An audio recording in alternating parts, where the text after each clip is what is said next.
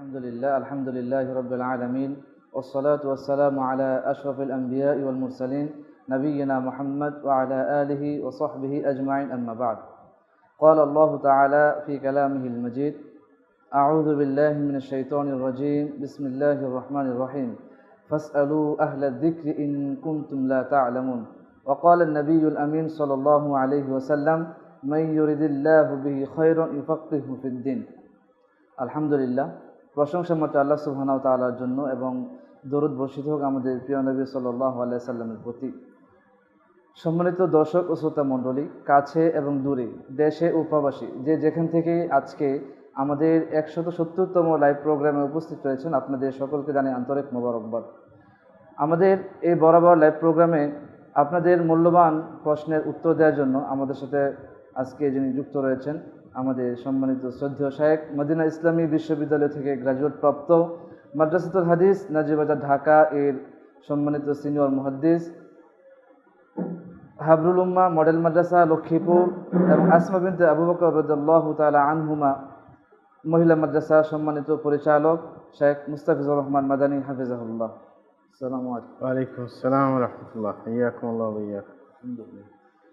সম্মানিত দর্শক ও শ্রোতা মণ্ডলী, আমরা সময় নষ্ট না করে এখনই আমাদের যে লাইভ প্রোগ্রামের প্রশ্নোত্তর মূল অনুষ্ঠান সেখানে চলে যাব ইনশাআল্লাহ। তো অনুষ্ঠান শুরু করার আগে আপনাদের কাছে আমরা বিনীতভাবে অনুরোধ করব, দিনী দাওয়াতি কাজ হিসাবে আপনারা আপনাদের জায়গা থেকে আমাদের এই লাইভটি বেশি বেশি শেয়ার করে দিবেন, আপনাদের টাইমলাইনে রেখে দিবেন, যাতে করে আপনার বন্ধু বান্ধব, আত্মীয় স্বজন এবং আপনি নিজেই পরবর্তী সময়ে উপকৃত হতে পারেন। কারণ আপনার একটি দাওয়াতি কাজ হতে পারে আপনার জান্নাতে যাওয়ার একটি কারণ। আল্লাহ সুবহানাহু ওয়া তাআলা আমাদের সকলকে এই লাইভটিকে আরও বেশি বেশি শেয়ার করে এবং আমাদের বন্ধু বান্ধব সহ আত্মীয় স্বজন সমস্ত মুমিন মুসলিমকে উপকৃত হওয়ার তৌফিক দান করুন, আল্লাহুম্মা আমিন। সম্মানিত দর্শক ও শ্রোতা মণ্ডলী, আমরা আমাদের শায়েখের সম্মতিক্রমে আজকের যে লাইভ প্রোগ্রামের প্রশ্ন উত্তর পর্ব সেটা আমরা শুরু করবো ইনশাআল্লাহ। জি আলহামদুলিল্লাহ, শায়েখের অনুমতি আমরা পেয়ে গেছি। এখন আমাদের লাইভ প্রোগ্রামের যেই মূল আলোচনা সেটা আমরা শুরু করতে যাচ্ছি। তো আজকের অনুষ্ঠানে সর্বপ্রথম যে প্রশ্ন থাকবে আমাদের শায়েখের নিকট, আমাদের প্রশ্ন সেটা হচ্ছে, মসজিদের ভিতরে বিশেষ করে সালাতরত অবস্থায় আঙ্গুল ফোটানো যাবে কি? আলহামদুলিল্লাহ রাব্বিল আলামিন ওয়া সলাতু ওয়াসসালামু আলা সাইয়্যিদিল মুরসালিন নবিয়িনা মুহাম্মদ ওয়া আলা আলিহি ওয়া সাহবিহি আজমাইন, আম্মা বা'দ। প্রিয় ভাইরা আমার, চমৎকার একটি প্রশ্ন আমাদের সামনে এসেছে। সেটা আছে মসজিদে সালাতরত অবস্থায় আঙ্গুল ফোটানো যাবে কি? আমার বলতে অবশ্যই যাবে না, কারণ এটা একটা বেহুদা কাজ। সালাতের মধ্যে কখনো সালাত ছাড়া অন্য কাজে ব্যস্ত হওয়া যাবে না, মনোযোগ নষ্ট হওয়াই প্রমাণ করে সেটা। যেখানে শরীয়ত মসজিদ দিকে আসার সময় আঙ্গুল ফুটাতে নিষেধ করেছেন, পরিষ্কার হাদিসের মধ্যে নিষেধ এসেছে, সুতরাং সালাতরত অবস্থায় তো অবশ্যই নিষেধ হবে, এতে কোনো সন্দেহ নেই। এই কারণে অবশ্যই এই কাজটা করব না। এমনিতেই আঙ্গুল ফুটানোর যে অভ্যাস, এটা একটা বদ অভ্যাস। অনেকে আপনার যারা স্বাস্থ্যবিদ তারাও এগুলোর নিষেধ করে থাকেন। অনেক সময় আঙ্গুলের উপর প্রেশার পড়তে পারে এবং হিতে বিপরীত হতে পারে। এই কারণে এই কাজগুলো আমরা এমনিতেই করব না, আর সালাতের মধ্যে অবশ্যই করব না। কারণ সালাতের মধ্যে আমরা আসলেই আল্লাহর সাথে আমরা চুপ ইশারে আল্লাহর সাথে কথা বলি। আল্লাহর সাথে আল্লাহর সামনে থাকেন, যখন মনোযোগ নষ্ট হয়ে যায় তখন আল্লাহ দৃষ্টি ফিরিয়ে নেন।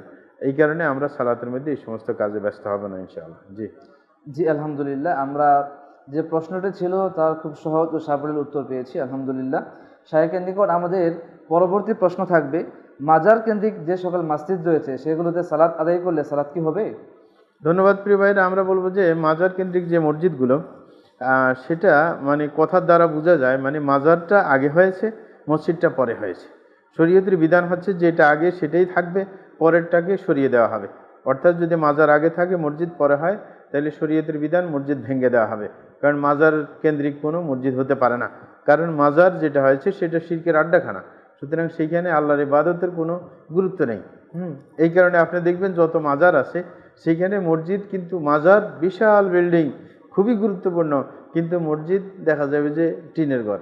আমি এক মাজারে গেছি, এক সময় পথে দিয়ে একজনে বলে যে এই মাজারটা এখানে আছে, একজন পীর সাহেব, উনি আলেম, তার সাথে একটু কথা বলা যায় কিনা। তখন আমরা তিনজন ঘুরতে গিয়েছিলাম, ওই পীর সাহেবের সাথে সাক্ষাৎ দেওয়ার চেষ্টা করছি যে তাকে ঠিক সম্পর্কে কিছু বুঝাইব, কিন্তু যখন পরিচয় জানতে পেরেছে তখন উনি আর সাক্ষাৎ দেন নাই আমাদের সাথে।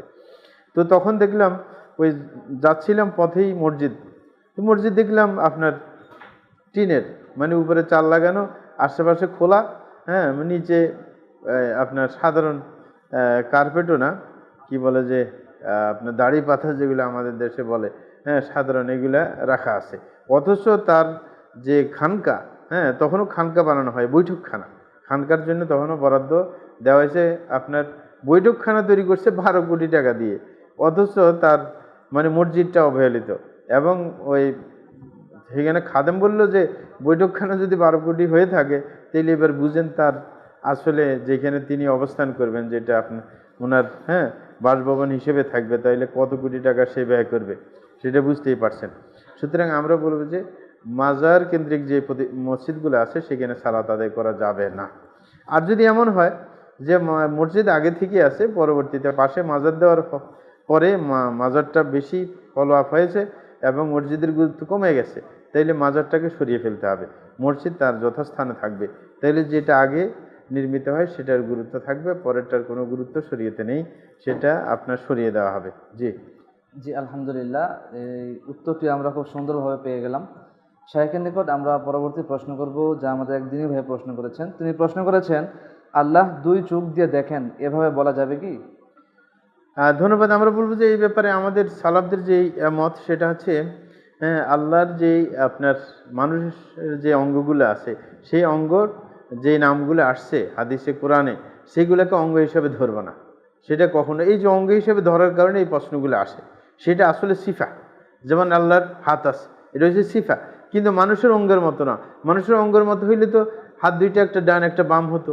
অথচ রসুল আকরাম সাল্লাল্লাহু আলাইহি ওয়াসাল্লাম হাদিসের মধ্যে বলছে কিলতা ইয়াদাইহি ইয়ামিন, যে আল্লাহর দোনো হাতটা হয়েছে ডান হাত। সুতরাং মানুষের সাথে মিলাইলে হবে না, এগুলো কোনো অঙ্গ না যেগুলো তিনি কাজ করে থাকেন। এগুলোর কোনো প্রয়োজন নেই আল্লাহ জাল্লা শানুর। কিন্তু কি জন্য বলেছেন, এটার পিছনে একমত অবশ্যই আছে। এই কারণে আমরা আল্লাহ চোখ দিয়ে দেখেন এটা বলবো না, আল্লাহ দেখেন, আল্লাহর ভাবেই দেখেন, কিভাবে দেখেন সেটা আল্লাহই ভালো জানেন। আমরা দেখাটা আমরা বিশ্বাস করব, কিন্তু চোখ দিয়ে দেখেন এটা বলতে যাবে না, কারণ হাদিসে এরকমভাবে আপনার বলা হয়নি।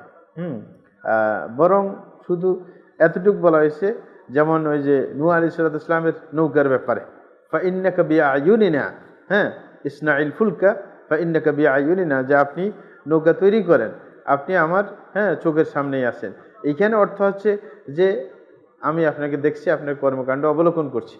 সুতরাং এটাও এরকমভাবে বলা যাবে না, চোখকে আল্লাহ ব্যবহার করছেন দেখার জন্য। সুতরাং আমরা এটা অঙ্গ হিসেবে ধরবো না। যদি অঙ্গ হিসেবে ধরতে যাই, তাহলে কোরআনের মধ্যে ধরেন চোখের কথা আসছে, এরকমভাবে হাদিসের মধ্যে পায়ের কথা আসছে, কোরআনে চেহারার কথা আসছে, কিন্তু অন্যান্য অঙ্গ প্রত্যঙ্গের কথা তো আসে নাই। মানুষের যেরকম অঙ্গ অনেকগুলো আছে, কিন্তু আল্লাহর কি অন্য অন্য মানে মানুষের মতো অঙ্গের কথা আসছে? না, আসে নাই। এই কারণে ওলামায়ে কেরাম বলে থাকেন এগুলো সিফা, অঙ্গ হিসেবে ধরা হবে না। যেই অঙ্গ মানুষের যেই কাজ করে অঙ্গ দিয়ে, ওই কাজ আল্লাহ করছেন ওই অঙ্গ দিয়ে, এরকম বলা যাবে না, বরং এগুলো সিফা হিসেবে আমরা স্বীকার করব। তাইলে আর এইরকম প্রশ্ন আসে না। সুতরাং এইভাবে বলা কখনো ঠিক না যে আল্লাহ চোখ দিয়ে দেখেন। জি জি, আলহামদুলিল্লাহ, আমরা চলে যাচ্ছি আমাদের পরবর্তী প্রশ্নে। আমাদের পরবর্তী প্রশ্ন, এক ভাই প্রশ্ন করেছেন, জেনে বা না জেনে চুরি করা বস্তু ক্রয় করা যাবে কি? ধন্যবাদ। আমরা বলবো যে চুরি করা বস্তু যদি আপনি অবশ্যই জানেন, সেটা ক্রয় করবেন না, কারণ সেটা চুরির সহযোগিতা হয়। কারণ কোনো চোর যদি জানতে পারে যে আমি যেটা চুরি করেছি এটা বিক্রি করতে গেলে বিক্রি করতে পারবো না, কারণ কোনো মানুষ যদি জেনে ফেলে যে এটা চুরির বস্তু, সুতরাং সে কিনবে না। এরকম যদি বাস্তবে হতো, তাইলে কেউ নিজের প্রয়োজন ছাড়া চুরি করতো না। যেমন এক জোড়া জুতা কেউ যদি না পড়তে পারে, জুতা কেনার পয়সা নাই, তাহলে সে একটা জুতা চুরি করবে, এক জোড়া জুতা চুরি করবে নিজের পরার জন্য। সে শত শত জুতা চুরি করবে না, কিন্তু সে দেখতেছে মার্কেটে এটার বিক্রি হয়, যার কারণে আপনার সে শত শত জুতা চুরি করতেছে। এই যে আপনার শত শত জুতা চুরি হয় বড় বড় টাউনের যে মসজিদগুলো থেকে, এগুলো আপনার চোরেরা করে, কারণ মার্কেট আছে। আপনি গুলিস্তানে যদি দেখবেন চুরির জুতার মার্কেট, বিশাল মার্কেট, তাইলে ওইখানে কেন মার্কেট জমে উঠলো? কারণ মানুষ আপনার সেগুলো কিনছে, ওই কিনার কারণে ওর উৎসাহের মধ্যে আপনার কি সহযোগিতা করা হচ্ছে, ওর উৎসাহ বাড়তেছে যে আরো আমি চুরি করব, আরো বিক্রি করব, আমার কিছু টাকা ইনকাম হবে। এই যে পেশা হিসেবে সে ধারণ করে নিয়েছে, এটা সহযোগিতার কারণে। আর আল্লাহ বলছে ওরা তাআউনু আলাল ইসমি ওয়াল উদওয়ান, যে গুনাহের কাজে, অত্যাচারের কাজে এক অপরের সহযোগিতা করবে না। সুতরাং আপনি যদি জেনে শুনে চুরির পণ্য কিনেন, তাহলে সেটা অবশ্যই হারাম, এতে কোনো সন্দেহ নেই। কিন্তু আপনি যদি না বুঝতে পারেন আপনি কিনে ফেলেছেন, জানেন নাই এটা চুরি করা পণ্য, তাহলে তো গুনাহগার হবেন না, কারণ আপনি জানেন না, না জেনে করেছেন। সুতরাং এই ব্যাপারে আল্লাহ ক্ষমা করবেন। জি, আলহামদুলিল্লাহ, আমরা এই প্রশ্নেরও খুব সহজভাবে উত্তর পেয়ে গেলাম। শায়েখের নিকট আমাদের পরবর্তী প্রশ্ন, যা আমাদের একদিনই ভাই প্রশ্ন করেছেন। প্রশ্নটি হলো, মুহাম্মদ সাল্লাল্লাহু আলাইহি সাল্লামের পিঠে যে নবুয়তি মোহর ছিল, সেই মোহর সম্পর্কে সহিহ হাদিসে কি বর্ণনা এসেছে? জি, ধন্যবাদ। আমরা বলবো যে রসুল আকরম সাল্লাল্লাহু আলাইহি ওয়াসাল্লামের পিঠে যে নবুয়তের মোহর আসছে, সেটা আসলে মানে ছোট আকারে ছিল। হ্যাঁ, কেউ বলছে ওই যে মানে ইয়ের ডিমের মতো, হ্যাঁ, যেটাকে বলে যে ছোড়ের পাখির, হ্যাঁ, এরকম, কেউ বুটের মতো, এরকম মানে ছোট একটা সাইজের একটু উঁচা জায়গা ছিল। সেটাই মোহরে নবুয়ত হিসাবে আপনার ধরা হতো। তো এই সম্পর্কে আর অত বিস্তারিত কিছু আসে নাই। যেটা মুসলিমের হাদিসের মধ্যে আসছে, হ্যাঁ, ওই ছোট আকারেই ছিল। সেটাই রসুল আকরম সাল্লাল্লাহু আলাইহি ওয়াসাল্লাম রিসালাতের খাতাম হিসেবে আপনার প্রসিদ্ধ। এটাই হচ্ছে রসুল আকরম সাল্লাল্লাহু আলাইহি ওয়াসাল্লাম সম্পর্কে যেটা শোনা যায় হাদিসের মধ্যে এসেছে। জি, আলহামদুলিল্লাহ, আমরা চলে যাচ্ছি আমাদের পরবর্তী প্রশ্ন। আমাদের পরবর্তী প্রশ্ন হলো, আমরা জানি মুসলমানের মৌলিক ইবাদতগুলোর মাঝে অন্যতম একটি ইবাদত হচ্ছে, বা সবচেয়ে প্রধান মৌলিক ইবাদত হচ্ছে সালাত, ফরজ সালাত। এই ফরজ সালাতগুলো চেয়ারে পরে বসে আদায় করার বিধান কি? ধন্যবাদ, চমৎকার প্রশ্ন। আমরা অনেক মসজিদে দেখতে পাই যে অনেকগুলো চেয়ার রাখা আছে এবং চেয়ারে বসে অনেকে সালাত আদায় করছেন।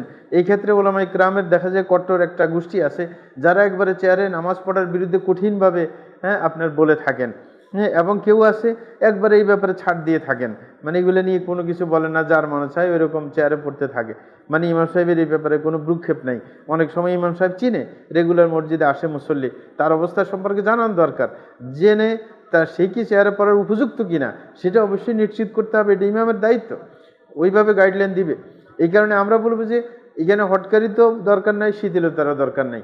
যেটা আমরা শরীয়তের দৃষ্টিকোণ, সেটা হচ্ছে প্রয়োজনে আপনার চেয়ার ব্যবহার করতে পারে। একজন মানুষ যদি আপনার দাঁড়াতে না পারে, দাঁড়ালে তার মনোযোগ নষ্ট হয়ে যায়, মানে কোনো জায়গায় ব্যথা করে, কোমরে ব্যথা করে, বা সেই দীর্ঘক্ষণ দাঁড়ানো তার পক্ষে সম্ভব না, তখন ওই ব্যক্তি কতটুকু দাঁড়াবে, যতক্ষণ দাঁড়াইতে পারে। যখন দেখবে যে আর সহ্য হচ্ছে না, ব্যথা করতেছে, মনোযোগ রক্ষা করতে পারছে না সালাতের, তখন তার জন্য বসা জায়েজ। হ্যাঁ, ঠিক আছে। এই পরিস্থিতি সৃষ্টি না হইলে বসবে না সে, এরকম হইলে বসবে, তার প্রয়োজন আছে। এটা হচ্ছে প্রয়োজনের ক্ষেত্রে, মানে তখনই ওই কথাটা বাস্তবায়ন হবে যে রসুল যখন বলছেন সাল্লি কাইমা, যে তুমি দাঁড়িয়ে সালাত আদায় করো, ফাইল্লাম তাস্তাতি ফাকায়দা, যে তুমি যদি দাঁড়িয়ে নামাজ পড়তে না পারো। এই পড়তে না পারার সূত্র হচ্ছে যে দাঁড়িয়ে পড়তে গেলে সে আর সহ্য করতে পারছে না, নামাজের মনোযোগ ছুটে যাচ্ছে, তখন বোঝা যাবে যে সে দাঁড়াতে পারছে না, তখন তার বসার ব্যাপারটা আসবে। আর যদি এই পর্যায়ে না আসে, এমনি দাঁড়াতে পারে, তারপরে একটু হালকা ক্লান্তি লাগে, দেখা যায় যে বসে নামাজ পড়তেছে, সে ঘুরে বেড়ায়, তার কোনো সমস্যা হয় না দাঁড়াতে, চলতে, ফিরতে, কিন্তু মসজিদে আসলে সে তখন চেয়ার ধরে। এরকম কিছু গাফেল মানুষ আছে, শিথিলতা অবলম্বন করে না। এরকম শিথিলতা চলবে না, কারণ ফরজ নামাজের মধ্যে দাঁড়ানোও ফরজ। সুতরাং এই ফরজ কাজটা কিন্তু অক্ষমতা আসলেই তখন কিন্তু আপনি ওটা ছাড়তে পারেন, নতুবা এই ব্যাপারে শিথিলতার কোনো প্রয়োজন নেই। এই কারণে বলবো, ছাড়াছাড়ি যদি করবেন না, শিথিলতা দেখাবেন না, হটকারিতাও দেখানোর দরকার নেই যে কোনোভাবে চেয়ার ব্যবহার করতে না দেওয়া, সেটাও কিন্তু ঠিক না। আবার চেয়ার রাখার ক্ষেত্রে অনেকে মানুষের ডিস্টার্ব করে থাকেন। অনেকগুলো চেয়ার এখন মানে মার্কেটে পাওয়া যায়, যেগুলো একবার ছোট, নিচে জায়গা কম লাগে, যেন পিছনের মানুষ কষ্ট না পায়, এরকম চেয়ার আছে, সেগুলো আপনার ব্যবহার করা যেতে পারে। আর যদি দেখা যায় যে এক সাইডে কোনো আমি দেখেছি যে চেয়ার এক সাইডে রাখা হয়, হ্যাঁ, রাখার কারণে দেখা যায় যে পিছনে চেয়ার রাখলেও অন্যজনের ক্ষতি হয় না, কারণ তার পিছনে আরেকজনের চেয়ার নিয়ে নামাজ পড়তেছে, তাইলে তার কোনো সমস্যা নেই। নতুবা চেয়ার রাখার একটা পদ্ধতি আছে, যেটা বলবো যে কোনো ব্যক্তি যদি আপনার পুরোটাই বসে পড়ে, মানে সে দাঁড়ায় না, কোনোভাবেই সে দাঁড়ায় না, বসে পড়ে, তাইলে তার চেয়ারের পিছনে অংশ থাকবে মুসল্লি বরাবর, মানে সব যে সোজা করে না, ওইভাবে তার চেয়ারটা থাকবে, কারণ সে তো নামাজ পড়বে বসে, যেন তার পিঠ মানুষের বরাবর থাকে ওইরকম। আর যদি এমন হয় যে সে দাঁড়াতে অনেকক্ষণ থাকে, লম্বা যদি দেরি করে, তখন তার কষ্ট হয়ে যায়, বিধায় বসা লাগে। অথবা সে দাঁড়িয়ে থাকতে পারে কিন্তু রুকু সেজদা দিতে পারে না, তার জন্য সেটা দুষ্কর হয়ে যায়, তখন তার বসতে হবে, তখন সে চেয়ারটা আপনার পিছনে রাখবে, মানে দাঁড়াবে, দাঁড়ানোটা যেন সফের সাথে অন্য মুসল্লির সাথে মিলে যায়। হ্যাঁ, সব সোজা করবে ওইভাবে, আর চেয়ারটা পিছনের দিকে থাকবে। এই কারণে ওই যে বড় চেয়ার হইলে কিন্তু সমস্যা হয়ে যায়, পিছনের লোকের সেজদা দিতে একটু সমস্যা হয়। এই কারণে ওই যেগুলা কম জায়গা আপনার কি ব্যয় হয় এরকম চেয়ার নেওয়া উচিত।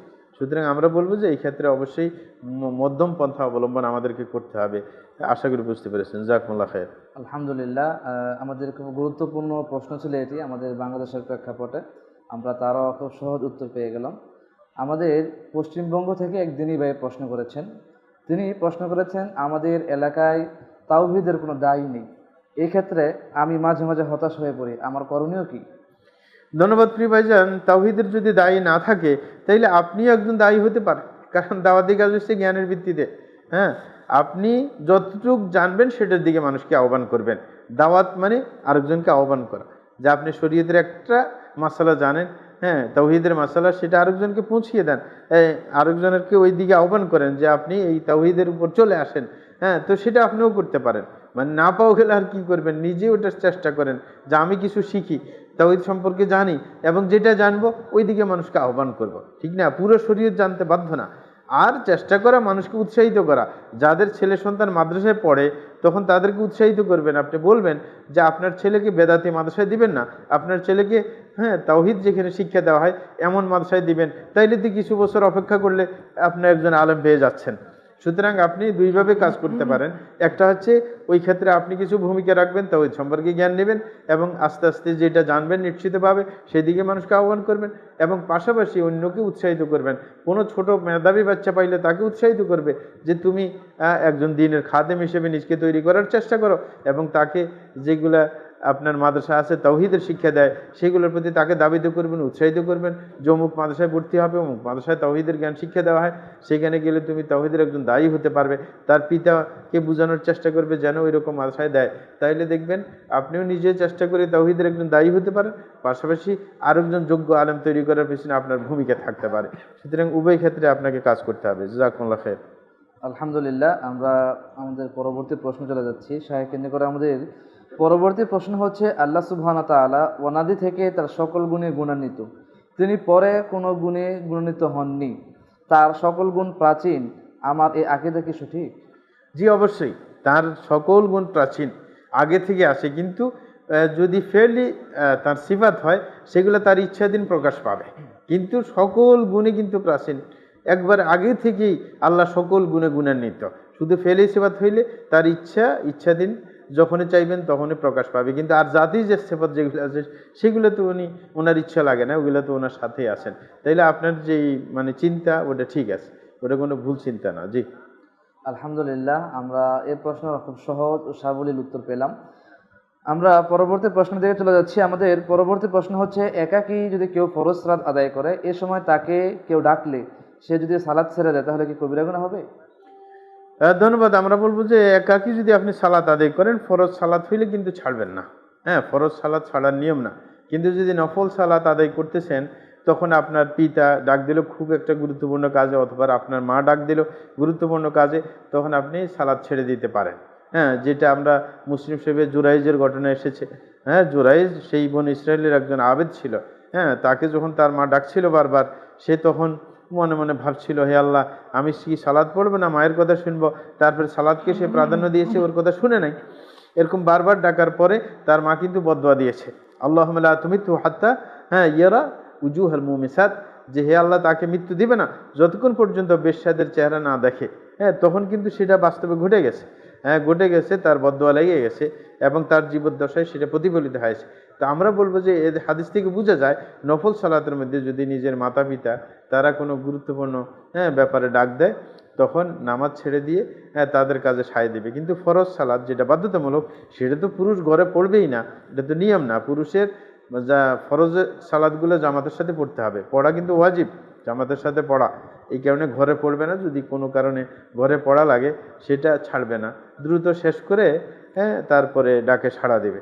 কিন্তু নফল সালাত ছাড়তে পারে, যেগুলো নিজের স্বাধীন কারণ হচ্ছে নফলের ক্ষেত্রে। রাসূল আকরাম বলছেন, আলমারউ আমিরু নাফসিহি, যে একজন ব্যক্তি হচ্ছে নিজের নফসের কি আপনার দায়িত্বশীল। হ্যাঁ, সুতরাং আল মুতাতাওয়ি আমির নাফসি, অন্য বর্ণনা আছে, যিনি নফল কাজ করতেছেন নিজের উপর নিয়ন্ত্রণ নিজের, উনি চাইলে এই কাজ বন্ধ করে দিতে পারে অথবা চালু রাখতে পারে, চালু রাখলে সওয়াব হবে, বন্ধ করে দিলে আর সওয়াব হবে না। তাইলে সেটার ব্যাপারে সে কি নিজের, হ্যাঁ, দায়িত্ব নিজের হাতে, এটা কোনো কেউ তাকে বাধ্য করে নাই।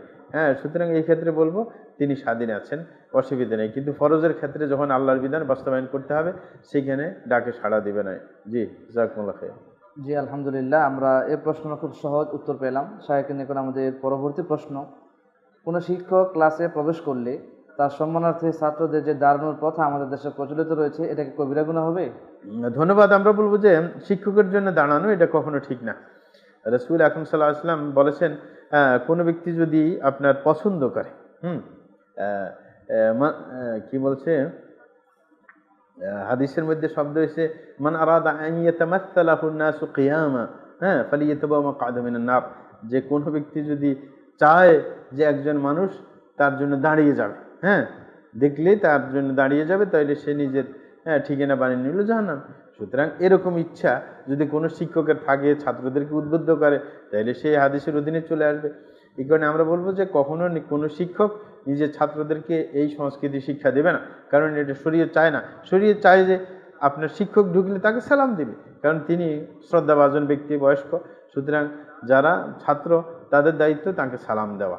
জি, এবং যিনি আসবেন তিনিও আরেকজনকে দেখলে সালাম দেওয়ার নিয়ম মুসলিমকে, হ্যাঁ, শিক্ষককে সালাম দিবেন। হ্যাঁ, যদি ছাত্র আগে দেয় কোনো সমস্যা নাই, কিন্তু শরীয়ত এটা শিক্ষা দেয় না যে শিক্ষককে দেখলে দাঁড়িয়ে যাবে।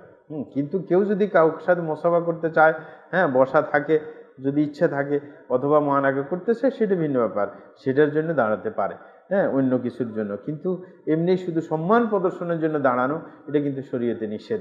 হ্যাঁ, কেউ হযরত মুআয রাদিয়াল্লাহু আনহুর হাদিস দিয়ে, আপনার সাদ বিন মুআযের হাদিস দিয়ে দলিল দিতে চান যে তার জন্য তো সাহাবায়ে কেরাম দাঁড়িয়েছে, তিনি তো অসুস্থ ছিলেন, হ্যাঁ, নামতে পারছিলেন না, তাকে নামানোর জন্য ওটের পিঠ থেকে তখন দাঁড়ানো হয়েছে। সুতরাং ওটের দলিল তো এখানে চলবে না। তাইলে সম্মানের জন্য দাঁড়ানো, যদিও অন্য নবীর যুগে এটা ছিল, কিন্তু আমাদের রাসূল আকরাম সাল্লাল্লাহু আলাইহি ওয়াসাল্লামের শরীয়তের মধ্যে এটা নেই, সম্মানের জন্য শুধু দাঁড়ানো। জি, জাযাকুমুল্লাহ খাইর। আলহামদুলিল্লাহ, আমরা পরবর্তী প্রশ্ন করলি আমাদের শায়েখের নিকট, সেটা হচ্ছে ক্লাসে স্যার যদি বিবর্তনবাদ পড়ান এবং তার গুরুত্ব বুঝান, সেক্ষেত্রে আমার করণীয় কি? কি বুঝান স্যার? বিবর্তনবাদ। ও, বিবর্তনবাদ, ধন্যবাদ। হ্যাঁ, চমৎকার কথা। আমরা বলবো যে এই বিবর্তনবাদ যেটা, সেটা কিন্তু হিন্দুদের থেকে এসেছে, হ্যাঁ, যেটাকে আরবিতে তানাসুখ বলা হয়। হ্যাঁ, সেটা কখনো আপনার শরীর চেতনা না, বরং এটা কাফেরদের থেকে আসছে, মুশরিকদের চেতনা। এই চেতনা কিন্তু সমাজের মধ্যে ছড়িয়ে পড়েছে। হ্যাঁ, এই বিবর্তনবাদে বিশ্বাস করবেন না যে একটা থেকে বিবর্তনবাদের, হ্যাঁ, মূল হোতা সবাই চিনেন, হ্যাঁ, যে বানর থেকে মানুষ তৈরি হয়েছে, এইভাবে আসছে না, এটা তো কুফরি চেতনা। আল্লাহ জাল্লাহু আদমকে সৃষ্টি করেছেন, হ্যাঁ, তার থেকেই পুরো সমাজ, এরকম না কোনো বানর থেকে আসে আপনার সৃষ্টি হয় না। যদি কোনো শিক্ষক বলে, অবশ্যই প্রতিরোধ করবে শরীয়ত দিয়ে, যে কখনো এইভাবে বিবর্তন হয়ে মানুষের সৃষ্টি হয় নাই। তো এটা আপনার সাধ্য মতো বলবে, এটার জন্য ওনার সাথে বেয়াদবি করবে না, বুঝাতে চেষ্টা করবে, হ্যাঁ, যে আপনার এই থিওরিটা আসলে শরীয়তের বিপরীত। আপনিও মুসলমান, হ্যাঁ, আমিও মুসলমান, সুতরাং শরীয়তের কথা আমরা বিশ্বাস করব। আমরা কেন ওই যে থিওরি, আরেকজনের থিওরি বিশ্বাস করতে যাব যেটার কোনো ভিত্তি নেই? এই কারণে সম্মানের সাথে প্রতিরোধ করতে হবে, চুপ করে থাকার কোনো সুযোগ নেই। কারণ এইগুলা মতবাদ আপনি যদি প্রতিরোধ না করেন, এটা চলতে থাকবে। হ্যাঁ, সুতরাং প্রতিরোধ করার দায়িত্ব সম্মানের সাথে শিক্ষক যদি হয়ে থাকে। জি, আলহামদুলিল্লাহ, আমরা এই প্রশ্নেরও উত্তর খুব সহজভাবে পেয়ে গেলাম। আমরা এখন আমাদের পরবর্তী প্রশ্ন দিকে ধাবিত হচ্ছি। আমাদের পরবর্তী প্রশ্ন, যা আমাদের এক দিনী ভাই প্রশ্ন করেছেন, যে আহলে সুন্নাহ ওয়াল জামাতের মতে সকল সাহাবে কারাম জান্নাতি, এ কথা কি সঠিক? জি, সাহাবায়ে কেরামের ব্যাপারে আল্লাহ জাল্লাহু শাআনহু যখন সন্তুষ্টির ঘোষণা দিয়েছেন, আমরা আশা করতে পারি তারা জান্নাতি।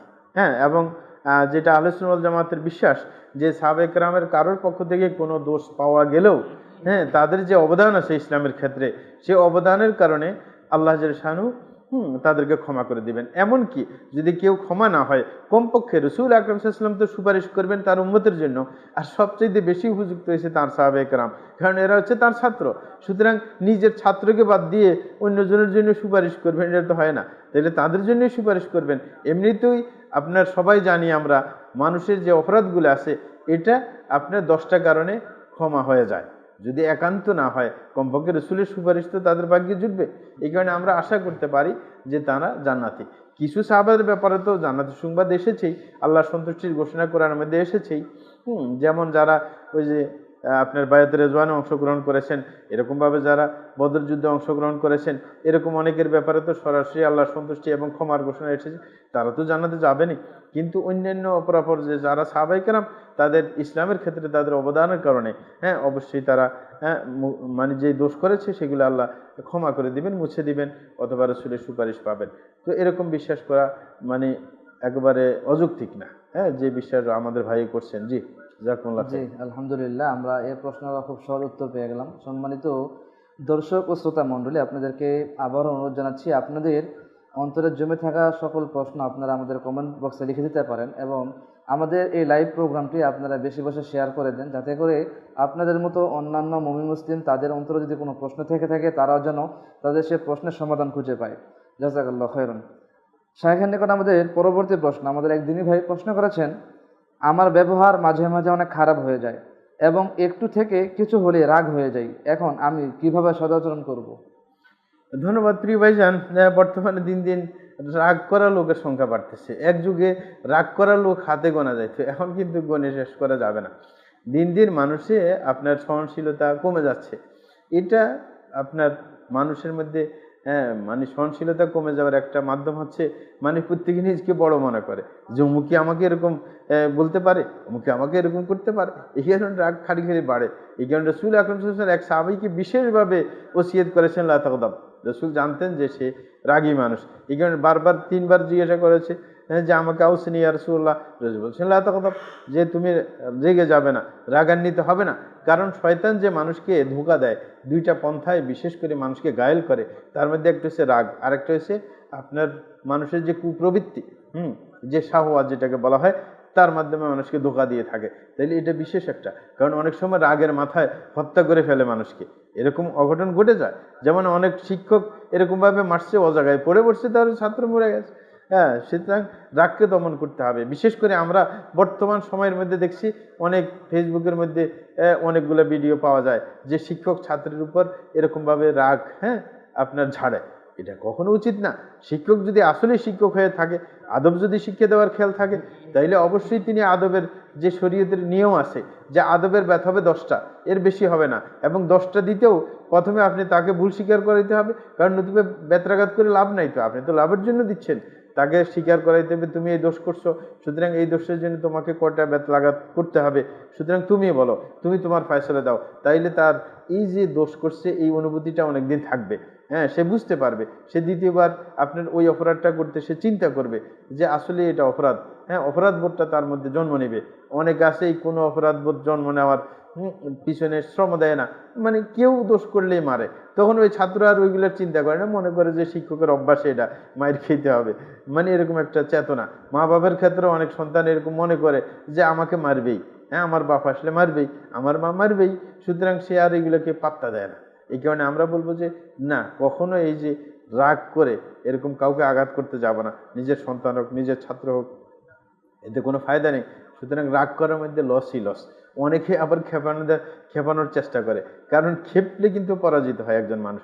অনেক সম্মানী ব্যক্তি, অনেক শয়তান মানুষরা চায় যে উল্টাপাল্টা বলে তাকে খেপিয়ে দেওয়া। খেপিয়ে দিলে হঠাৎ করে সে একটা গালি বলে ফেলবে, তখন তাকে ধরা সহজ হইবে যে আপনি এত সম্মানী মানুষে আপনি গালি দিলেন কেন। মানে এটা অনেক খারাপ লোকের অভ্যাস, যে সম্মানী মানুষের মুখ থেকে রাগান্বিত করে কিছু বের করা। সুতরাং আমরা আরেকজনের হাতে গাইড হইতে চেষ্টা করব না, রাগ হওয়ার চেষ্টা করবে না। এতে করে আপনার একবার একটা সুন্দর ঘটনা বলি, সেটা হচ্ছে আরব দেশে এক মহিলা, তার স্বামী শুধু রাগ করে, রাগ করলে মানে তার ভয়ানক চেহারা হয়ে যায়, তখন ওকে যত বলে আরো রাগ থামে না, বুঝে নে কাজ হয় না। সে একদিন কি করছে, সে যখন কঠিনভাবে রাগ করছে তখন সে ভিডিও করে এটা তার কাছে রেখে দিয়েছে। যখন মানে খুব ভালোবাসার অবস্থানে দেখেছে একদিন সুন্দর করে গল্প গুজব করতেছি স্ত্রীর সাথে, দুঃখিত, তখন সে কি করছে, ভিডিওটা বলে যে তোমাকে একটা সারপ্রাইজ দেব। তখন ভিডিওটা তার সামনে দেখাইলো যে তুমি রাগ করলে তোমার চেহারা কেমন হয় দেখো। সে হতভম্ব হয়ে গেল যে রাগ করার কারণে তার চেহারা এমন ভীষণ দেখা যাচ্ছে, বিশ্রী ধরনের দেখা যাচ্ছে, রগগুলা গলার ফুলে গেছে, মানে চেহারার মানে রং পরিবর্তন হয়ে গেছে, ফর্সা মানুষ লোকটা। তো মানে সে দেখে আশ্চর্য হয়ে গেল যে আমার রাগের অবস্থায় আমাকে এমন বিশ্রী দেখায়, তারপরে রাগ করা কমে গেছে। সুতরাং প্রত্যেক মানুষের রাগ করলে তার চেহারার মধ্যে একটা বহির্প্রকাশ ঘটে। চেহারা ওই খেয়াল করলে, ওই বিভৎস চেহারার কথা খেয়াল করলে, বা রাগের যে ক্ষতির দিকগুলা যে রসুল ইসলাম এই কারণে ওসিয়ত করলেন ওই সাহাবীকে, সুতরাং এটার ক্ষতির অনেক দিক আছে।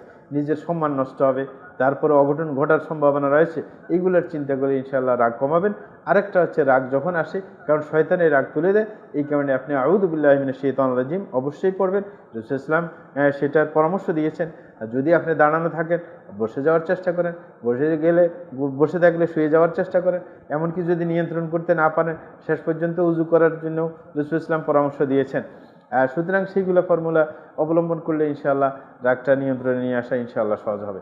জাযাকুমুল্লাহু খাইরা, বারাকাল্লাহু ফিক। আলহামদুলিল্লাহ, আমরা প্রশ্নটির খুব সহজ উত্তর পেলাম এবং রাগ নিয়ন্ত্রণের যে পদ্ধতিগুলো হাদিসে বর্ণিত হয়েছে সেগুলো আমরা জানতে পারলাম।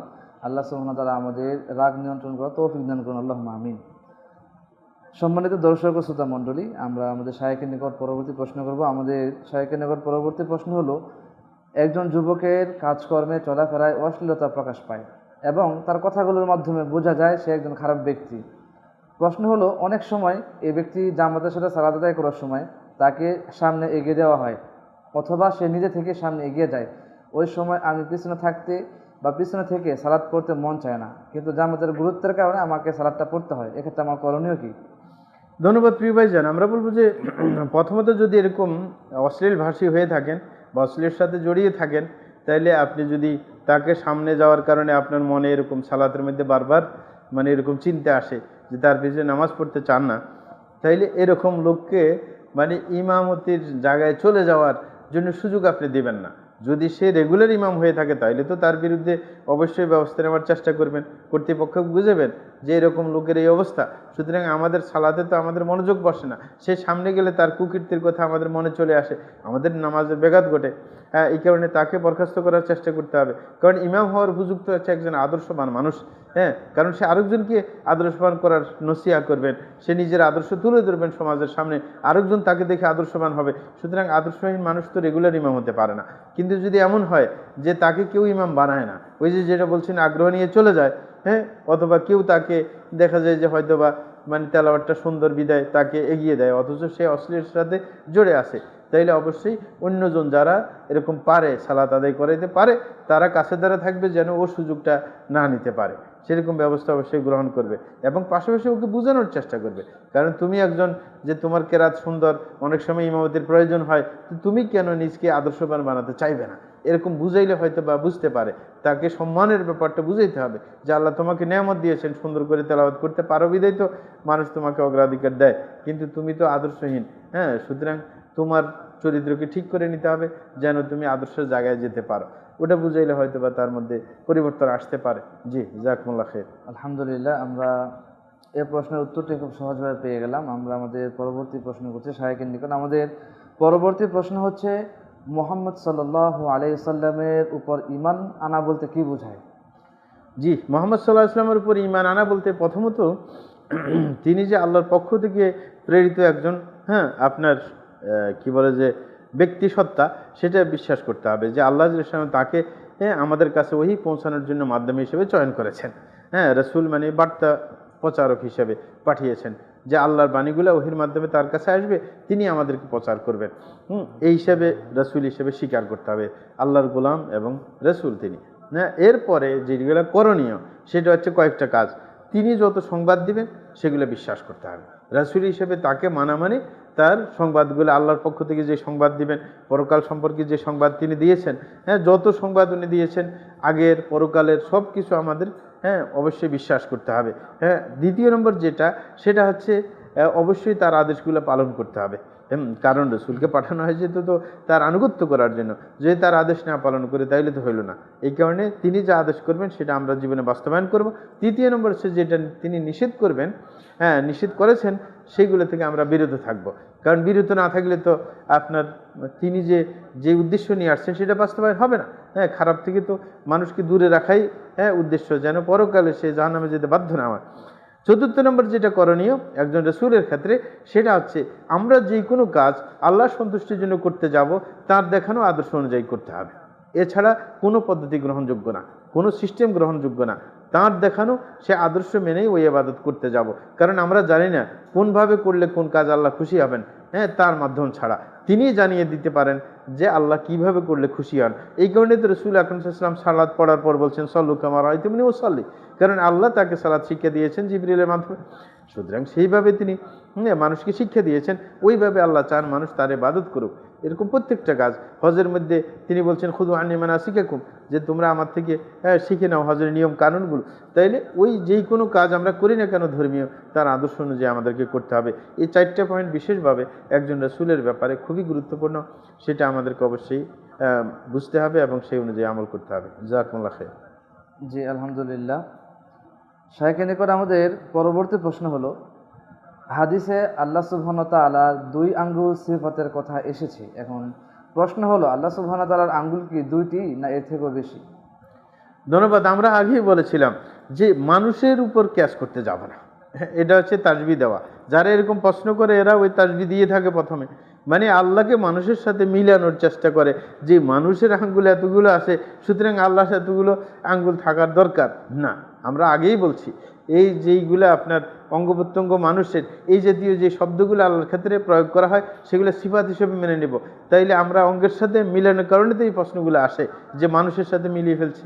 এই কারণে আল্লাহ জাল্লাহু আঙ্গুলের কথা বলেছে, ঠিক আছে। হাদিসের মধ্যে যে কুলুব ইবাদ বাইনা আসবাইন মিন আসাবির রহমান, যে মানুষের অন্তর হচ্ছে আল্লাহর 2 আঙ্গুলের মাঝে, বাস এটা জেনেছি, বাস এটাতে আমরা বিশ্বাস করব। আমরা আল্লাহর কয়টা আঙ্গুল আছে সেটা তো হাদিসের মধ্যে বিস্তারিত বলা হয়নি, তা আমরা কিভাবে জানবো? আল্লাহকে আমরা দেখি নাই, আল্লাহ সম্পর্কে জানতে হইলে তো রসুলের মাধ্যমে জানবো। রসুল তো আমাদেরকে বিস্তারিতভাবে আঙ্গুলের সংখ্যা বলে দেন নাই, সুতরাং আমরা এগুলো ভাবতে যাবো কেন? সুতরাং ওইটাকে আমরা অঙ্গ হিসাবে না ধরে সিফা হিসেবে ধরবো, যতটুকু যেইভাবে আসছে ওইভাবে বিশ্বাস করব। তাইলে এইরকম প্রশ্ন আমাদের আসবে না ইনশাআল্লাহ। জি আলহামদুলিল্লাহ, আকীদা সম্পর্কে খুব গুরুত্বপূর্ণ এক প্রশ্নের উত্তর আমরা জানলাম। আমাদের পরবর্তী প্রশ্ন হলো, সৃষ্টি জগতে যা কিছু রয়েছে সব কিছু আল্লাহর সৃষ্টি, এভাবে বলা কি সঠিক হবে? জি, সৃষ্টি জগতে যা কিছু আছে সব তো আল্লাহর সৃষ্টি। আল্লাহু খালিকু কুল্লি শাই, প্রত্যেকটা জিনিসের স্রষ্টা একমাত্র আল্লাহ।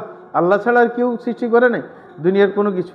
এই কারণে ওই বিশ্বাসটা সঠিক, যেটা কোরআনে সাপোর্ট করে, এটাই আমরা বিশ্বাস করি। জি আলহামদুলিল্লাহ। পরবর্তী প্রশ্ন আমাদের শায়েখের নিকট, আমাদের এক দিনী ভাই তিনি প্রশ্ন করেছেন, ফরজ সালাত আদায়ের সময় যদি কোনো সাপ, বিচ্ছু বা ইত্যাদি কোনো কিছুর অনিষ্টতা আশঙ্কা করে, তাহলে সেই ক্ষেত্রে সালাত কি ত্যাগ করা বৈধ?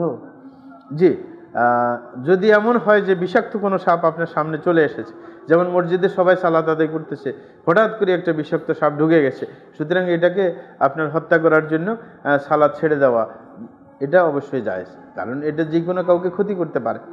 সুতরাং এটা ব্যবস্থা গ্রহণ করতে পারবে, কিন্তু সবাই হুইলোড করার দরকার নাই। কেউ উৎসাহী হয়ে অবশ্যই যার কাছে যে দেখেছে সে ওইটার ব্যবস্থা গ্রহণ করবে। তাইলে আর অন্যজন থেকে এই সমস্যাটা দূর হয়ে যাবে, কারণ সে যদি ভিতরে থাকে যে কোনো কাউকে আক্রমণ করে বসতে পারে। সুতরাং মানুষকে ধ্বংসের হাত থেকে রক্ষা করার জন্য কেউ এই ভূমিকা পালন করতে পারে, অসুবিধা নেই। জি জাযাকুমুল্লাহ খাইর। জি আলহামদুলিল্লাহ, আমরা এই প্রশ্নের উত্তর খুব সহজভাবে পেয়ে গেলাম। শায়েখের নিকট আমাদের পরবর্তী খুব গুরুত্বপূর্ণ একটি প্রশ্ন, সেটা হলো, আমরা জানি স্বামী স্ত্রীর মাঝে তেমন কোনো পর্দা নেই, তারা জীবিত থাকা অবস্থায়, কিন্তু স্ত্রী মারা গেলে সেই মৃত স্ত্রীকে স্বামী গোসল দিতে পারবে কিনা? ধন্যবাদ প্রিয় ভাইজান। কিছুদিন আগেও এটা প্রশ্ন এসেছে, আমরা বলব যে অবশ্যই পারবে। স্বামী যদি বা স্ত্রী যদি দুইজনের কেউ যদি মারা যায়, অপরজন তাকে গোসল দিতে পারবে। এটা রাসূল আকরাম সাল্লাল্লাহু আলাইহি ওয়াসাল্লাম থেকে মৌখিক সাপোর্ট পাওয়া যায়। রাসূল আকরাম সাল্লাল্লাহু আলাইহি ওয়াসাল্লাম একবার হযরত আয়েশাকে বাড়িতে আসে দেখেন ওয়ারাসা বলে আপনার মানে তিনি কাঁদতেছেন, আওয়াজ করতেছেন যে আমার মাথা গেল, মাথা গেল। রাসূল আকরাম সাল্লাল্লাহু আলাইহি ওয়াসাল্লাম ঢুকার পর যখন এই দেখলেন, বললেন যে কী হয়েছে তোমার? তখন বললে যে এই মাথা ব্যথা, আমি হইতে পারে মরে যেতে পারি। তখন রাসূল আকরাম সাল্লাল্লাহু আলাইহি ওয়াসাল্লাম বললেন যে তুমি মরে গেলে অসুবিধা তো নেই, যদি আল্লাহর ইচ্ছে হয় মৃত্যুবরণ করো, তোমার তো ভাগ্য ভালো। তখন আল্লাহ রসুল তোমাকে ধুয়ে দিবে, তোমার কবর দিবে, তোমার নামাজ পড়িয়ে দিবে। তাইলে বিরাট একটা ব্যাপার। হযরত আয়েশা আবেগের সুরে বললেন যে আপনি যদি মারা যান আমার আগে, আমি আপনাকে ধুয়ে দিব। ঠিক না? হ্যাঁ, এরকম নামাজ তো আর পড়াইতে পারবো না, মহিলা তো আর নামাজ পড়ায় না, তো সুতরাং ধুয়ে দিব আপনাকে আমার হাতে। তো এই যে বললেন, রাসূল ইসলাম তো নিষেধ করলেন না। হ্যাঁ, এটা একটা মানে কথার একটা সাপোর্ট আছে, যদিও বাস্তবে রাসূল ইসলাম ইন্তেকালের পরে, মৃত্যুবরণের পরে হযরত আয়েশা ধুইতে যান নাই, দোয়ার লোক ছিল, যার কারণে উনি আর আগ্রহ প্রকাশ করেন নাই। ওটা একটা আবেগের বশবর্তী হয়ে বলেছেন আর কি। কিন্তু সাহাবায়ে কেরাম থেকে কিন্তু এটার প্রমাণ মিলে। হযরত আবু বকর রাদিয়াল্লাহু আনহু মৃত্যুবরণ করার পর ওনার স্ত্রী আসমা বিনতে উমাইস রাদিয়াল্লাহু আনহা উনি কিন্তু ধুয়েছেন হযরত আবু বকরকে। তাহলে বিশিষ্ট একজন সাহাবী, যদি নাজায়েজ হইতো তাইলে অবশ্যই অন্য সাহাবারা ভিডিও দিতেন, হ্যাঁ, বলতেন যে না এটা জায়েজ নেই। হ্যাঁ, এরকমভাবে বিশিষ্ট আরেকজন খলিফা হযরত আলী রাদিয়াল্লাহু আনহু, হযরত ফাতেমা যখন মৃত্যুবরণ করেছেন হযরত আলী তাকে ধুইয়েছেন। তাহলে বিশিষ্ট দুইজন খলিফা, যাদের আপনার অনুসরণ করার জন্য হাদিসের মধ্যে এসেছে। সুতরাং তারা যখন করেছে এটা আমাদের প্রমাণ হিসেবে ধরে নিতে হবে। আর রাসূলের তো সেই হাদিসের ইঙ্গিত তো আছেই। আমরা বলবো যে অবশ্যই, যদি আমাদের দেশে বলা হয় যে না ধোয়াবে না, এটা বেহুদা কথা। কারণ যেখানে সাহাবায়ে কেরামের ক্ষেত্রে এটা ঘটেছে, তারা করেছেন, সুতরাং সেটাকে নাজায়েজ করে দেওয়ার অধিকার আমাদের নেই। এই কারণে আমরা বলবো যে অবশ্যই পারবেন কেউ চাইলে। কারণ অন্যজনে দেখতে যাবে কেন আপনার স্ত্রীকে? আপনি নিজে ধোয়ান, আপনার স্বামীকে অন্যজনে দেখতে যাবে কেন? হ্যাঁ, আপনি ধোয়ান, কোনো সমস্যা নেই। জি, জাযাকুমুল্লাহ খাইর। আলহামদুলিল্লাহ। আমরা আমাদের পরবর্তী প্রশ্ন করছি আমাদের সম্মানিত শেখের নিকট। পরবর্তী প্রশ্ন হলো, অনেক সময় দেখা যায় রেল লাইনে রেল চলার সময় মানুষদেরকে রাস্তায় আটকে দেওয়া হয়, কিন্তু অনেক মানুষ এই আটকানোর নিয়ম লঙ্ঘন করে সেই রেল লাইনের ক্রস করে রেল আসার আগে চলে যায়। এখন এতে করে কি সরকারি আইন লঙ্ঘন হলো? কিন্তু এতে করে আবার সরকারের পক্ষ থেকে কোনো বাধা দেওয়া হয় না। ধন্যবাদ প্রিয় ভাইরা। আমরা বলবো যে এটা কখনো জায়েজ নেই। কারণ সরকারের আনুগত্য করা, কারণ যেইগুলা শৃঙ্খলা নিয়ম করে সরকারের, সেই সমস্তগুলা ক্ষেত্রে সরকার আনুগত্য করা কিন্তু বাধ্যতামূলক। কারণ উলিল আমরি মিনকুমের অধীন যে যারা তোমাদের প্রশাসক রয়েছে, তোমাদের কর্তৃপক্ষ রয়েছে, তাদের আনুগত্য করতে হবে। সুতরাং এই আইনগুলো লঙ্ঘন করলে অবশ্যই গুনাহ হবে, এতে কোনো সন্দেহ নেই। এই কারণে শেখ মুহাম্মদ বিন সালেহ আল উসাইমিন রাহিমাহুল্লাহ তিনিও বলেছেন, কোনো ব্যক্তি যদি আপনার মানে যেই সিগন্যাল মানা, যে ট্রাফিক যে আইন, যে সিগন্যাল না মেনে যদি সে আপনার সামনে অগ্রসর হয়ে যায়, অন্য গাড়ি যদি মেরে যায়, সে যদি মৃত্যুবরণ করে, আত্মহত্যার শামিল হবে। সে আত্মহত্যা করেছে কারণ ইচ্ছে করে, কারণ এই আইন করা হয়েছে যে মানুষের অঘটন থেকে বাঁচানোর জন্য। সুতরাং এই যে অনেক সময় এরকম ঘটে যায়, আপনার রেল ক্রসিংয়ের মধ্যে আপনার ওই ব্যবস্থা নেওয়া হয়, আগে দিয়ে ওইরকমভাবে ব্যারিকেড দেওয়া হয়, তারপরে অনেক ওই ফাঁক থাকে, ফাঁক দিয়ে চলে যেতে চায়, অনেক হুন্ডা চলে যায়, অঘটন আপনার ঘটে যায়, মাঝে মাঝে ভিডিও দেখা যায় না। এটা কোনোভাবে, এটা তো মানুষের ধ্বংসের হাত থেকে বাঁচানোর জন্য তো এই সিস্টেমটা। সুতরাং এই সিস্টেম কোনোভাবে লঙ্ঘন করতে যাবেন না, কারণ এটা রিস্কি আগে তো, আর কিছু আইন লঙ্ঘন করা যেটা আপনার ফায়দার জন্য করা হয়েছে। সুতরাং কর্তৃপক্ষের আইন লঙ্ঘন করা এটাকে অপরাধ, পাশাপাশি নিজকে ধ্বংসের দিকে ঠেলে দেওয়া এটা কিন্তু আরেক অপরাধ। আল্লাহ বলছেন ওয়ালা তুলকু বিআইদিকুম ইলা তাহলুকা, তোমাদের নিজকে কখনো ধ্বংসের দিকে নিজকে ঠেলে দিতে যাবে না। তাহলে তো আপনি নিজকে ধ্বংসের দিকে ঠেলে দিচ্ছেন। হঠাৎ করে যদি ট্রেন আসে পড়ে, আপনি তো কাটা পড়বেন, বা আপনার অর্থ নষ্ট হবে। অনেকের গাড়ি ঘোড়া এরকমভাবে আপনার ঠেলে নিয়ে যায়, শেষ পর্যন্ত ধ্বংস হয়ে যায়। সুতরাং আপনি কেন নিজের জীবনকে ক্ষতির সম্মুখীন করবেন, নিজের অর্থকে ক্ষতির সম্মুখীন করবেন? আপনি কেন কর্তৃপক্ষের আপনার সেই নিয়ম মানবেন না? সেটা কখনো হতে পারে না। এই কারণে অবশ্যই গুনাহগার হবেন কেউ যদি এরকম গাদ্দারি করে। জি, আর আপনি যে বলছেন যে আপনার প্রশাসনের পক্ষ থেকে বাধা দেয় না, প্রশাসন কত বাধা দিবে? কারণ যদি না শুনে, ও তো তাকে আর পিটাইতে পারে না, কি নতুবা মানুষে খেপে ওকে মারবে যে কর্মচারী আছে, তখন বেচারা দায়িত্ব পালন করে, আর কি করবে? এখন কেউ যদি ঘাটতাড়ামি করে তো কিছু করার নেই। সুতরাং এই বলে এটা অনুমতি হয়ে যায় না যে ও তো তাকাই আছে, আমি তো চলে যাচ্ছি, ঠিক না? এটা কোনো এমন কোনো প্রশাসন না বাংলাদেশের যে মানে বিরাট জরিমানা করবে, তাকে বাধ্য করবে আইন মানতে। সেটা যদি আরব দেশ হইতো সেটা ভিন্ন ব্যাপার, বা উন্নত রাষ্ট্র হইতো, যেখানে মানে আইনগুলোকে সঠিকভাবে বাস্তবায়ন করা হয়, নতুবা শাস্তির সম্মুখীন করা হয়। সেটা আমাদের এই সমস্ত রাষ্ট্রে যেখানে জনসংখ্যা বেশি এবং আপনার সরকার এত ব্যবস্থা রাখে নাই, এত ব্যবস্থা সরকারের কাছেও নাই যে এত জেলখানা নেই, এবং আইন প্রয়োগ করে সংস্থার সংখ্যা কম, সুতরাং পারে না। এই কারণে ওটাকে অনুমতি হিসেবে ধরে নিলে চলবে না। জি, জাযাকুমুল্লাহ খাইর। আলহামদুলিল্লাহ, আমরা এই প্রশ্নেরও খুব সহজ ও সাবলীল উত্তর পেলাম শাইখের নিকট। আমাদের পরবর্তী প্রশ্ন সেটা হলো, আমাদের একদিনই ভাই তিনি গণতন্ত্র সম্পর্কে সংক্ষিপ্ত একটু ধারণা জানতে চেয়েছেন। ধন্যবাদ প্রিয় ভাইজান। আমরা বলবো যে গণতান্ত্রিক যে সিস্টেম এটা আসলেই শরীয়তের সাথে সাংঘর্ষিক। কারণ গণতান্ত্রিক মূল থিম হচ্ছে কি, যে আপনার সংখ্যাগরিষ্ঠকে অগ্রাধিকার দেওয়া, মানে সংখ্যা বেশি যাদের তাদের মতকে প্রাধান্য দেওয়া, এটা হচ্ছে গণতান্ত্রিক সিস্টেম। এই সিস্টেমটা কিন্তু শরীয়তে বলে না। শরীয়তে হচ্ছে মতামত প্রাধান্য দেওয়া হবে আলুল হাল্লি ওয়াল আকদ, যারা মানে যারা দুনিয়া সম্পর্কে দিন সম্পর্কে জানেন, এরকম ব্যক্তি সমাজের মধ্যে যারা গণ্যমান্য ব্যক্তি আছে, যারা আপনার সিদ্ধান্ত দিতে পারে, তারাই একমাত্র, তাদের মত কিন্তু শরীয়তে গ্রহণযোগ্য।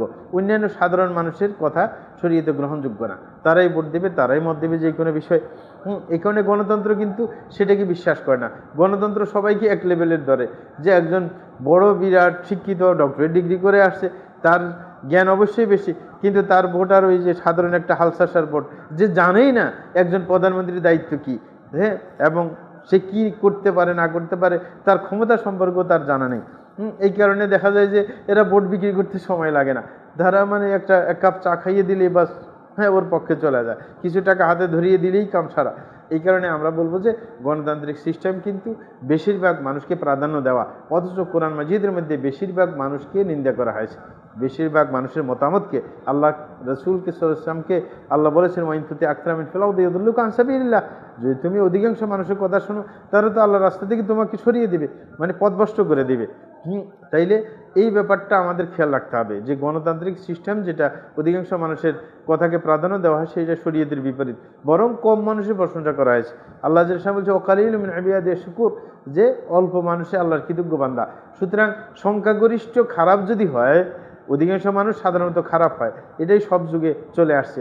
এই অধিকাংশ মানুষকে প্রাধান্য দিলে তাদের নেতৃত্ব স্থানীয় জায়গার মধ্যেও খারাপ লোককে পাঠাবে।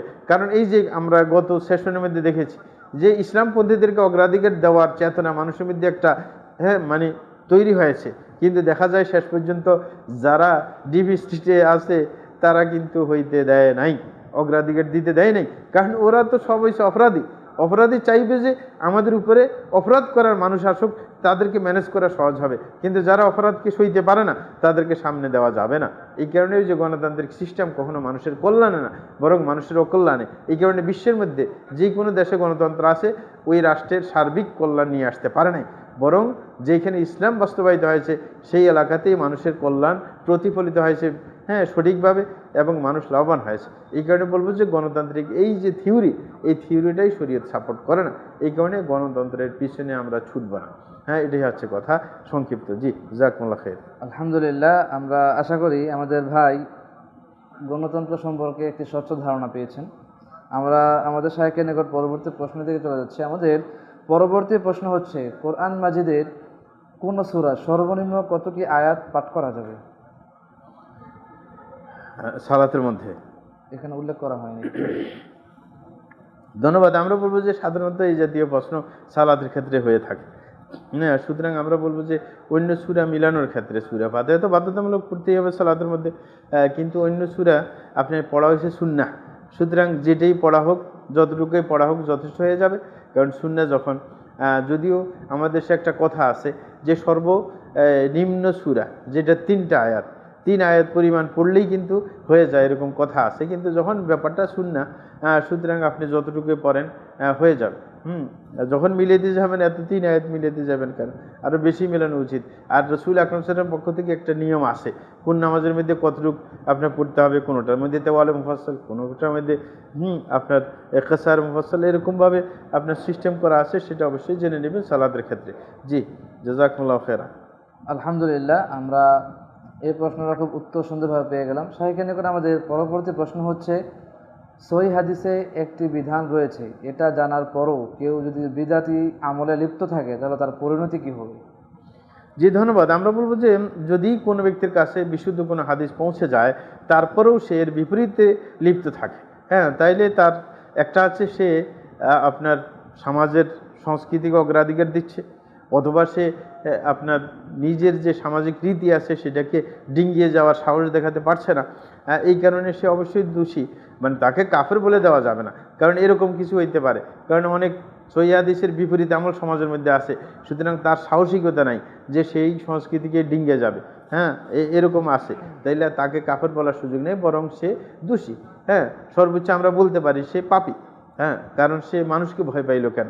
হ্যাঁ, সেটার জন্য এই কারণে আমরা বলবো যে ডাইরেক্ট কাফের বলে দেবে না, কিন্তু সে অপরাধী। কারণ বিশুদ্ধ কথা আল্লাহর পক্ষ থেকে যখন চলে আসে সেটাকে আপনার ডিঙ্গে যাওয়ার কোনো সুযোগ নেই। হ্যাঁ, কারণ কোরআনের মধ্যে আল্লাহ নিজেই বলছেন, মা কানা লিল মুমিনিন ওয়ালা মুমিনাতিন ইযা কাদাল্লাহু ওয়া রাসূলুহু আমরা আন ইয়াকুনা লাহুল খিয়ারাতু মিন আমরিহিম, যে আল্লাহর রাসূলের পক্ষ থেকে যদি কোনো বিধান চলে আসে সেটা না মানার কোনো সুযোগ কারণ নেই, এই কারণে মানতেই হবে। হ্যাঁ, কিন্তু কেউ না মানলে আমরা ডাইরেক্ট কাফের বলে দেবে না, কারণ সে যতক্ষণ পর্যন্ত অস্বীকার না করবে যে আমি এটাকে অস্বীকার করলাম, এটাকে আমি বিশ্বাসই করি না, তাইলে কাফের হবে না। কিন্তু অস্বীকার করলে অবশ্যই কাফের হবে। এই কারণে আমরা অবশ্যই একজন মুসলমান হিসেবে আল্লাহ রসুলের কোনো বিধান আসলে সেটা অবশ্যই পালন করব। হ্যাঁ, কারণ তাতেই কল্যাণ। জি আলহামদুলিল্লাহ, এই প্রশ্নেরও খুব সুন্দর এবং সাবলীল উত্তর আমরা পেয়েছি। আশা করি আমাদের যে ভাই প্রশ্ন করেছেন তিনিও খুব বিষয়টি সহজভাবে বুঝে নিয়েছেন। শায়েখের নিকট আমাদের পরবর্তী প্রশ্ন হলো অর্থনৈতিক বিষয়। বাগানের কোনো ফল পরিপক্ক হওয়ার পূর্বেই বা খাওয়ার উপযোগী হওয়ার পূর্বেই বিক্রি করা যাবে কিনা? ধন্যবাদ, চমৎকার। এই প্রশ্নও আপনার হাদিসের মধ্যে সুস্পষ্টভাবে এসেছে। রাসূল আকরাম সাল্লাল্লাহু আলাইহি ওয়াসাল্লাম নিষেধ করেছেন। কোন হাদিসের মধ্যে আছে, ইনহা রাসূলুল্লাহ সাল্লাল্লাহু আলাইহি ওয়াসাল্লাম আন বাই'i থামরাতি ক্বাবলা আন তাজহুয়া। হ্যাঁ, যে আপনার সেটা আপনার যতক্ষণ পর্যন্ত মানে পরিপক্ক একটা অবস্থানে আসে, বা পরিপক্কতা বলা যায় না, মানে খাওয়ার উপযুক্ত হওয়া, হ্যাঁ, এরকম একটা পর্যায়ে না আসবে। হ্যাঁ, কোনো হাদিসের মধ্যে আছে রঙের কথা আছে, কবরা আইয়া সোয়াদ্দা বা এই জাতীয়, কারণ অনেক ফল আছে যখন উপযুক্ত হয়ে যায় তখন কালার পাল্টে যায়। যেটাই হোক, মানে মূল কথা হচ্ছে যে কোনো ফল সেটা যখন পর্যন্ত খাওয়ার উপযুক্ত না হবে তার আগে কিন্তু আপনি ওই ফল বিক্রি করতে পারবেন না। কিন্তু এমন হতে পারে যে আপনার অন্যভাবে ব্যবহার করা যায়, কিছু ফল আছে অন্যভাবে ব্যবহার করা যায়। যেমন আমের ক্ষেত্রে মানুষের মধ্যে প্রচলন আছে কাঁচা আম খাওয়ার। হ্যাঁ, সেটা একটা ব্যাপার আছে, তখন পরিপক্কতা ওটার মধ্যে শর্ত না, মানে খাওয়ার এক জাতীয় উপযুক্ততা চলে আসে, বাস তখন বিক্রি করতে পারবে, কোনো সমস্যা নেই। কিন্তু ওই পর্যায়ে আসা পর্যন্ত আপনি বিক্রি করতে পারবেন না, এটা শরীয়তে নিষেধ আছে, কারণ নষ্ট হইতে পারে। কারণ আপনি ব্যবহার করার উপযোগী হওয়ার আগে যদি বিক্রি করে দেন, ওই ব্যক্তি যদি ওই সময় কোনো বিপদ চলে আসে সেগুলো আর ব্যবহার করা না গেল, তাইলে ওই লোকটা ক্ষতিগ্রস্ত হইল। কারণ শরীয়ত ব্যাপক মানুষের সুবিধার কথা খেয়াল করেই কিন্তু বিধানগুলো আপনার আসছে শরীয়তের মধ্যে আল্লাহর পক্ষ থেকে, রাসূলের পক্ষ থেকে। এই কারণে বলবো যে ব্যবহারযোগ্য হওয়ার আগে বিক্রি করা এটা শরীয়তে নিষেধ। হ্যাঁ, ব্যবহারযোগ্য হতে হবে। জি আলহামদুলিল্লাহ, আমরা এই প্রশ্নের উত্তরটি খুব সহজ ও সুন্দরভাবে পেয়ে গিয়েছি। শায়েখের নিকট আমাদের পরবর্তী প্রশ্ন, আল কোরআনুল কারীম উরু বা রানের উপর রেখে পড়া যাবে কি? জি ধন্যবাদ। আমরা বলবো যে কেউ যদি চায়, হ্যাঁ, যে আপনার কোরআন মাজিদ আর কোথাও রাখা যাচ্ছে না, হাতে ধরে রাখতে রাখতে হাত ব্যথা হয়ে গেছে, অনেক সময় দীর্ঘ সময় দেখা যায় যে রেয়াল ইত্যাদি নাই, এই কারণে অনেকে হাতে ধরে রাখার কারণে হাত ব্যথা হয়ে গেছে, তখন সে উরুর উপর রাখতে চায়, এতে কোনো সমস্যা নেই। হ্যাঁ, কিন্তু তারপরও সম্মান রক্ষা করা, যদি দেখা যায় অন্য কোনো সমস্যা নেই, হাতে না রাখি উরুর উপর মানে রাখা এটা বেমানানি মনে হয়, এই কারণে হাতে রাখার চেষ্টা করবে। কিন্তু যদি দেখা যায় যে দীর্ঘ সময় সমস্যা হয়ে যাচ্ছে, তাইলে অবশ্যই সেই ক্ষেত্রে শরীয়তে আপনার চাপাচাপি নেই, কারণ শরীয়ত মানুষকে কোনো কি বলে সমস্যার মধ্যে ফেলতে চায় না। হ্যাঁ, তো এই কারণে আমরা বলবো সেইখানে ওজর হিসেবে সুযোগ রয়েছে। জি জাযাকুমুল্লাহ খাইর। জি আলহামদুলিল্লাহ, আমরা প্রত্যেকটি প্রশ্নের মতো এই প্রশ্নের উত্তরটিও খুব সহজভাবে পেয়ে গেলাম। শায়েখের নিকট আমাদের খুব গুরুত্বপূর্ণ একটি প্রশ্ন যা আমাদের সমাজে প্রচলিত রয়েছে, সেটা হলো পিতামাতার অবাধ্য সন্তানের ক্ষেত্রে তাকে ত্যায্যপুত্র করার যে সামাজিক প্রথা রয়েছে, এটি কি জায়েজ হবে? ধন্যবাদ। হ্যাঁ প্রিয় ভাইরা, আমরা বলবো যে ত্যায্যপুত্র করার বিধান আমাদের সমাজের মধ্যে চালু আছে, কিন্তু বর্তমানে তো সরকার ত্যায্যের ব্যাপারটা আইনগতভাবে আপনার রহিত করেছে, ত্যায্য করলেও কাজ হবে না। আর শরীয়তে এটা নাই, শরীয়তে শুধু আপনার ত্যায্য অটোমেটিক্যালি হয়ে যাবে যদি সে কাফের হয়। পিতা যদি ইমানদার হয়, মুসলমান হয়, ছেলে কাফের হয়ে গেলে এমনিই সে মিরাজ পাবে না, এমনিতেই সে বঞ্চিত হবে। কিন্তু মুমিন থাকা অবস্থায় শুধু কিছু অপরাধের কারণে ত্যায্য করার কোনো বিধান শরীয়তে নেই। এরকমভাবে আইন তো উঠে গেছে, আইন নেই, আগের যুগে এগুলো আইনিভাবে সিদ্ধ ছিল, কিন্তু এখন নেই। তো শরীয়তে যে সুযোগটা আছে সেটা হচ্ছে কাফের না হওয়া পর্যন্ত আপনি তাকে নিজের মিরাজ থেকে বঞ্চিত করার কোনো অধিকার আপনার নেই। হ্যাঁ, তাকে আপনি ইসলাহ করার জন্য চেষ্টা করতে পারেন, কিছু সুবিধা থেকে তার জীবদ্দশায় বঞ্চিত করতে পারেন। একটা সন্তান যদি আপনার কথা না শুনে, তাকে খরচ দেওয়া বন্ধ করে দিতে পারেন আদব শিক্ষা দেওয়ার জন্য, সে যেন ফিরে আসে সঠিকের দিকে, কিন্তু মিরাজ থেকে বঞ্চিত করার কোনো সুযোগ নেই। এই কারণে আমরা বলবো যে মানে এরকম নিজের আবেগে মানে আপনার কথা শুনে নেই বলে অনেক সময় হালকা কথা একটা শুনে নেই, এরকম কঠিন মেজাজি আছে, মাঝে মাঝে আমাদের প্রশ্ন আসে এরকম, মানে একটা কথাও মান্য করার কারণে তাকে বাড়ি থেকে বের করে দিছে আর কোনোভাবে তার পিতা তাকে গ্রহণ করছে না বছরকে বছর, না এরকম হওয়া উচিত নেই। হ্যাঁ, উচিত না। অবশ্যই তেজ্য করার তো কোনো সুযোগই নেই কাফের হওয়া ছাড়া। এই কারণে আমরা বলবো যে অবশ্যই এটা কিন্তু এমন না যে সেটা দিয়ে আপনি সুফল বয়ে আনতে পারছেন, অনেক ছেলে জিদি হয়ে আরও বেশি অপরাধী হয়ে যায়। এই কারণে আমরা বলবো যে এই পন্থাটা একেবারে শরীয়তের কোনো লাভে আসে না। এই কারণে বরং ইসলাহের পথ বেছে নেব, তাকে খানিকটা শিক্ষা দেওয়ার জন্য বঞ্চিত করব সুবিধা থেকে, তারপর হয়তো বা তার অবস্থান পরিবর্তন হতে পারে। জি, জাযাকুমুল্লাহ খাইর, বারাকাল্লাহ ফিক। জি আলহামদুলিল্লাহ, এই প্রশ্নের উত্তরটা আমরা খুব সুন্দরভাবে পেলাম। শায়েখের নিকট আমাদের আরেকটি খুব গুরুত্বপূর্ণ একটি প্রশ্ন, সেটা হচ্ছে কেউ যদি বিতর সালাত রাতে আগেই পড়ে ফেলে, পরবর্তীতে শেষ রাতে তাহাজ্জুদ সালাত পড়তে পারবে কিনা? যদি তাহাজ্জুদ সালাত পড়ে তাহলে তাকে পুনরায় আবার বিতর সালাত আদায় করতে হবে কিনা? ধন্যবাদ প্রিয় ভাইজান। আমরা বলবো যে কোনো ব্যক্তি যদি বিতরের সালাত আগে পড়ে থাকে, তার এই পড়াটা আমরা বিবেচনা করব। যদি কোনো ব্যক্তি অভ্যস্ত হয় যে আমি সবসময় তার জাগার অভ্যাস আছে, শেষ রাত্রে উঠে সে তাহাজ্জুদ পড়ার অভ্যাস আছে, তাইলে ভিতরে আগে পড়বে না, মানে তার শেষ রাত্রে ভিতর হবে। হ্যাঁ, রসুল আকরম সাল্লাল্লাহু আলাইহি ওয়াসাল্লাম বলছেন ইজআলু আখির সালাতকুমুল ভিতর, যে তোমার রাতের শেষ সালাতটা যেন ভিতর হয়। তাইলে আপনি যদি জানেন যে আমি উঠতে পারবো না, তাইলে সেটা ভিন্ন ব্যাপার, আপনি ভিতর পড়েন। যদি পরে জেগে যান তাইলে আপনি তাহাজ্জুদ পড়ে দেবেন, আর আপনার ভিতর পড়তে হবে না। হ্যাঁ, কারণ আপনি নিশ্চিত ছিলেন না। আর দুইবার ভিতর পড়া কিন্তু নিষেধ। লা উতরানা ফি লাইলা, রসুল বলছেন দুইবার ভিতর এক রাত্রে হয় না। এই কারণে আমরা বলবো যে যার অভ্যাস আছে উঠার, সে ভিতরে আগে পড়বে না, শেষ রাত্রেই পড়বে। কোনো ব্যক্তি যদি অভ্যাস না থাকে ভিতরে আগে পড়লে পরবর্তীতে তিনি আবার লুটে তাকে দ্বিতীয়বার বলতে যে বাপনা করবেন, তিনি বুঝতে পারবেন। জি আলহামদুলিল্লাহ, আমরা অনেক সময় ধরে দীর্ঘক্ষণ ধরে 170তম লাইভ প্রোগ্রাম প্রশ্নোত্তর পর্ব করে আসছি। সত্যি বলতে আমরা সকলে সময় নিগড়ে বন্দি, যার কারণে যদি আরেকটু সময় থাকতে পারতাম, আপনাদের প্রশ্নের উত্তর দিতে পারতাম, আমাদের কাছে ভালো লাগতো। কিন্তু হতাশ হবেন না, ঠিক আগামী বুধবার একই সময়ে আবার আপনাদের সাথে ইনশাআল্লাহ আল্লাহ চাহে তো সাক্ষাৎ হবে। আপনারা আপনাদের অন্তরে জমে থাকা সকল প্রশ্ন ইনশাআল্লাহ আগামী বুধবার লাইভ প্রোগ্রামে ইনশাআল্লাহ আবার আমাদের মাঝে করবেন এবং আমাদের সম্মানিত শায়েখ তিনি উত্তর দেবেন ইনশাআল্লাহ।